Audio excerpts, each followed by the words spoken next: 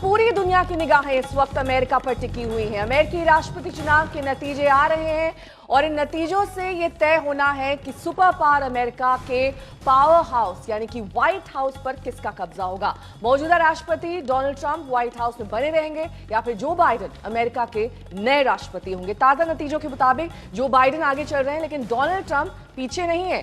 Biden को 131 electorate vote मिले हैं, जबकि ट्रंप को अब तक 98 इलेक्टोरेट वोट हासिल हुए हैं। लेकिन अभी कई अहम और बड़े राज्यों के नतीजे आने बाकी हैं। अमेरिका में इलेक्टोरल वोट की कुल संख्या 538 है और जीत के लिए 270 वोट हासिल करने होते हैं। सभी खास मेहमान हमारे साथ जुड़ गए हैं, उनका तारुफ आपसे करा देते हैं। उससे पहले तस्वीरें आपको जश्न की दिखा देते हैं। ये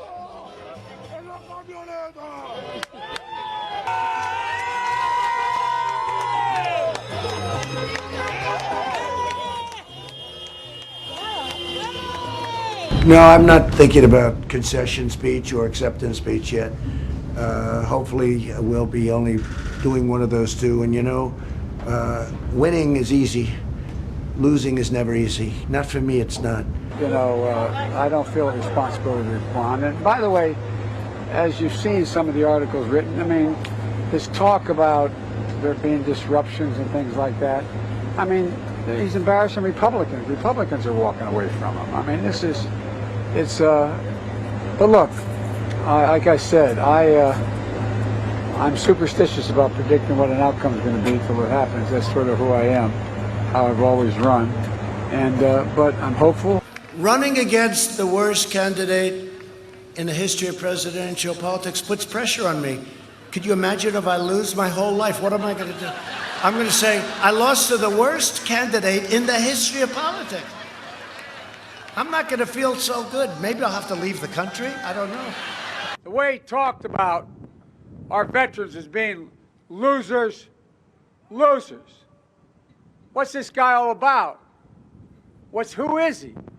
He doesn't understand what's going on. Folks, my son was the Attorney General of Delaware.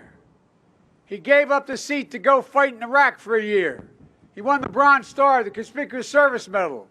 He came home and he died of cancer, but he came home and guess what? He was no loser. Trump's a loser. And all of you have served. All of you have served. Everybody knows who Donald Trump is. But we're about honor, integrity, dignity. This is the United States of America. We've got to let them show.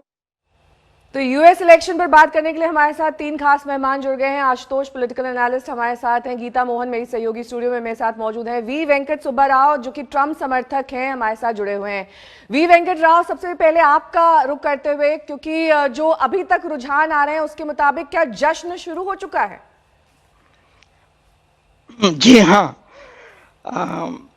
मगर अभी results बाकी है, बहुत बाकी है और Trump जीतने वाले हैं। कौन से वो की स्टेट्स हैं सुब्बा राव जी जिन पर अभी नजर टिकी हुई है, या फिर ये कहें कि वहां पर जीत की पूरी उम्मीद आपको नजर आ रही है? कौन से हैं वो स्विंग स्टेट्स? फ्लोरिडा, टेक्सास और नॉर्थ कैरोलिना। और जी टेक्सास में तो 2 लाख वोट से ट्रंप आगे चल रहे हैं, वहां पर पूरी जीत की उम्मीद माने, लेकिन अभी थोड़ा वक्त बाकी है, इंतजार करें, ये आप कहेंगे? जरूर, एक आधा घंटे के बाद पिक्चर ज्यादा क्लियर हो जाएगा। मगर अभी जो ट्रेंड चल रहा है, जो काउंटिंग चल रहा है और जो काउंटीज बाकी है जहां से हमें रिजल्ट्स मिलना है, वो सभी देखकर टेक्सास, फ्लोरिडा और नॉर्थ कैरोलिना, एरिज़ोना, ये सभी ट्रंप के कॉलम में होगा और ट्रंप जीतने वाले हैं। ये आरएनसी का और एक्सपर्ट्स का एनालिसिस अभी ऐसा है कि ट्रंप कोई राष्ट्र हारा नहीं है, जो जीतना चाहता था वो कुछ भी हारा नहीं है। सो उनका ठीक है, थोड़ा इंतजार करना होगा, लेकिन आप काफी पॉजिटिव दिखाई दे रहे हैं।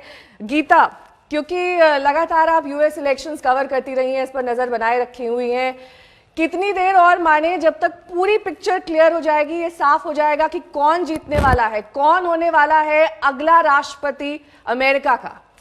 अगर आप गिनती और काउंटिंग की बात करें तो जो कुछ ऐसे स्टेट्स हैं जहां पर मेल इन बैलेट्स अभी उनकी गिनती शुरू ही नहीं हुई है। पेंसिल्वेनिया एक ऐसा इंपॉर्टेंट स्टेट है।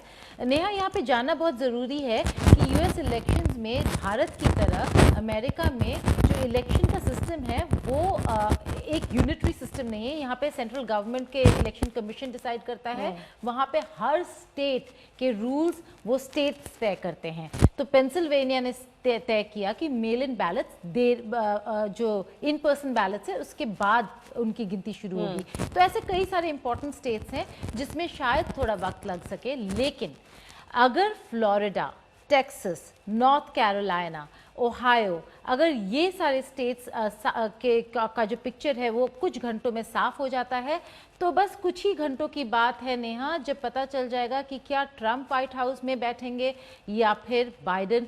20 जनवरी को कौन ओथ लेगा। तो टेक्सास, नॉर्थ कैरोलिना और साथ ही फ्लोरिडा, ये की स्टेट्स बता रही हैं आप। इनके रिजल्ट जैसे ही सामने आएंगे तस्वीर काफ़ी हद तक साफ हो जाएगी। आशुतोष हमारे साथ जुड़े हुए राजनीतिक विश्लेषक हैं।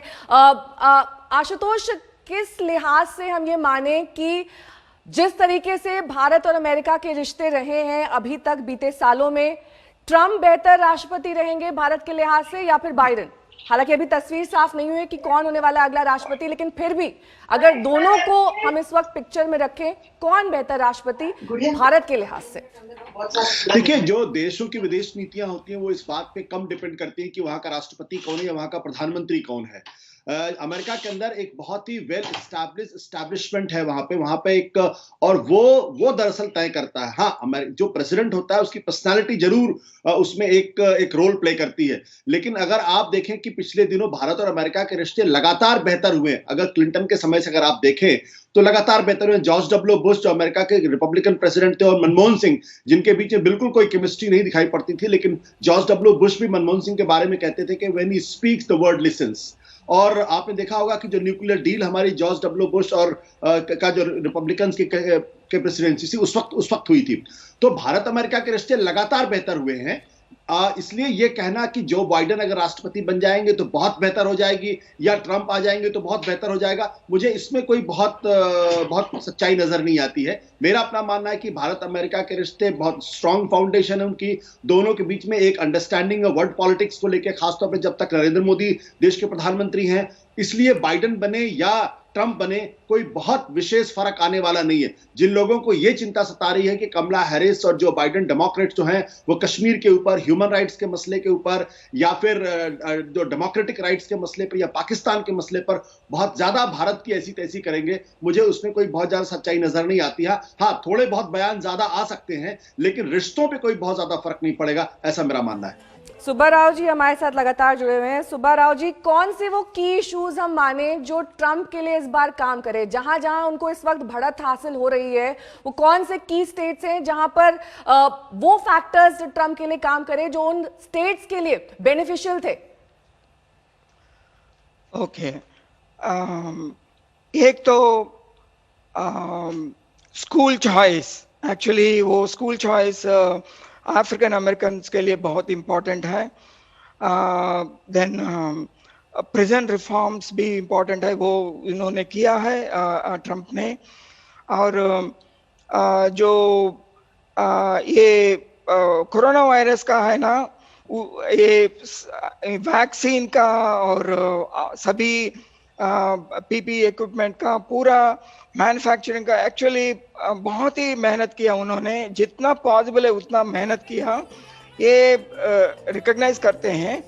और इकोनॉमी, ये कोरोना वायरस आने के पहले इकोनॉमी बहुत अच्छा था, माइनॉरिटीज़ के लिए, अफ्रीकन अमेरिकन के लिए, एशियंस के लिए, वीमेन के लिए बहुत ही अच्छा था। वो सभी वो जानते हैं, और ये कोरोना वायरस चाइना से आ गया बोल के भी जानते हैं। और जब मोदी जी यहाँ आए थे, ह्यूस्टन स्ट्रॉन्ग मीटिंग हुए थे, बहुत लोग एक्चुअली टेक्सास में, ह्यूस्टन में और बाकी यूएसए में, बाकी बहुत जगह इनफैक्ट ट्रम्प के ऊपर बहुत ही प्यार हो गया है मोदी के वजह से, मोदी के साथ फ्रेंडशिप के वजह से। और भारत के लिए इनफैक्ट अभी जो यूएस में भारतीय रहते हैं वो मानते हैं कि ये ट्रम्प अच्छा होगा भारत के लिए। और एक्चुअली ट्रम्प का नेक्स्ट टर्म में भारत का परमानेंट यूएन सिक्योरिटी काउंसिल में परमानेंट मेंबरशिप होगा। ओनली चाइना ऑब्स्ट्रक्ट कर रही थी। वो एक्चुअली ये इमिग्रेशन का भी, लीगल इमिग्रेशन बहुत ही एंकरेज करने वाले हैं ट्रम्प। और मैं बोर्ड ऑफ डायरेक्टर्स में हूँ ट्रम्प का कैंपेन में। मुझे मालूम है इंटरनली एक्चुअली बहुत ही इम्प्रूवमेंट्स हो जाएगा। जो बैकलॉग है ग्रीन कार्ड का वो सब क्लियर हो जाएगा 1 साल में, नेक्स्ट सेकंड टर्म में। और लीगल इमिग्रेशन कंप्लीटली एंकरेज होगा। सो भारत के लिए बहुत अच्छा है, ये तो मैं ज़रूर मानता हूँ। मगर कुछ ब्लू स्टेट्स है, उनका माइंडसेट बदला नहीं है। ट्रम्प और मोदी जी का भाईचारे से भी उनका माइंडसेट बदला नहीं है। वो लोग ये सोचते, इतना नीचे गिर गए हैं कि ये लोग ये सोचते हैं कि बाइडेन का हेल्थ अच्छा नहीं है, वो जल्दी रिटायर हो जाएगा या मर जाएगा और कमला हैरिस बन जाएगी प्रेसिडेंट। ऐसा भी बोल के न्यू जर्सी में बहुत लोग वोट किए थे डेमोक्रेट के लिए। बहुत अफसोस की बात है। ठीक है, लौटूंगी मैं आपके पास सुब्बा राव जी। अभिषेक सिंह जो कि प्रोफेसर हैं, associate professor south Asian history and religion Hamilton college के, वो हमारे साथ जुड़ गए हैं।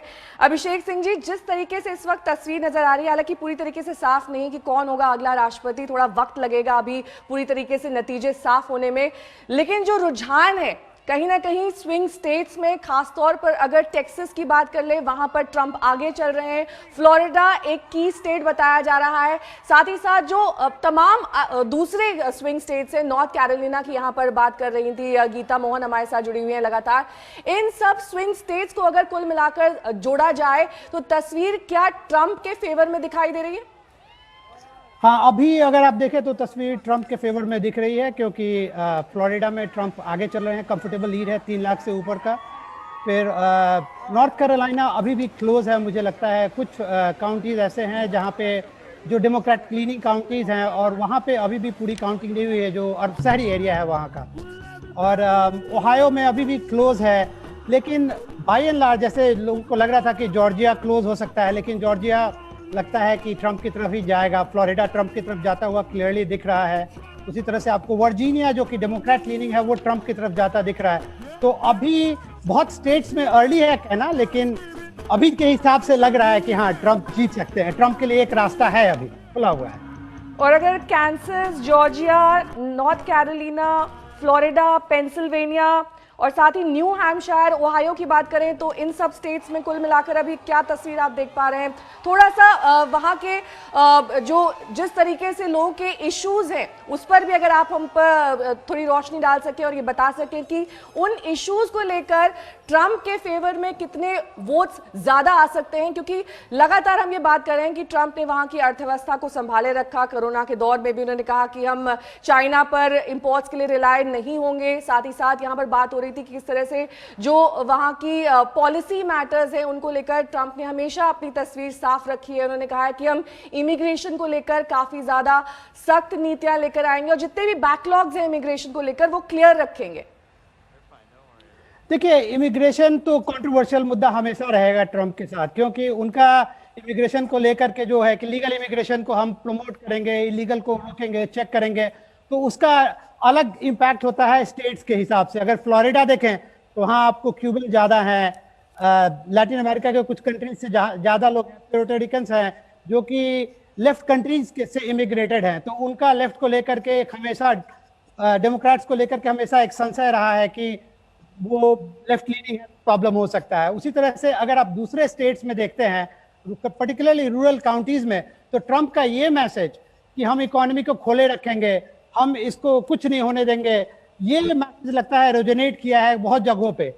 ये मुझे लगता है कि कहीं ना कहीं उनके लिए तुरुप का पत्ता साबित हो सकता है अगर वो जीतते हैं। ये मैसेज कि हम इकोनॉमी को बंद नहीं होने देंगे चाहे कुछ भी हो, जबकि बाइडेन वहां पे बहुत ही कॉशियस अप्रोच लेकर के चल रहे थे। तो ये अपने आप में मुझे लगता है कि डिफाइनिंग इशू बन सकता है अगर ट्रंप ये चुनाव जीतते हैं। लेकिन देखिए अभी कुछ भी कहना बहुत ही मुश्किल है।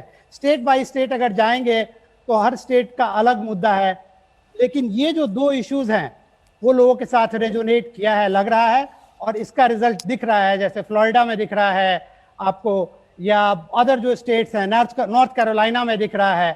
तो उनका ये मैसेज लगता है रूरल लोगों के साथ काफी रेजोनेट किया है।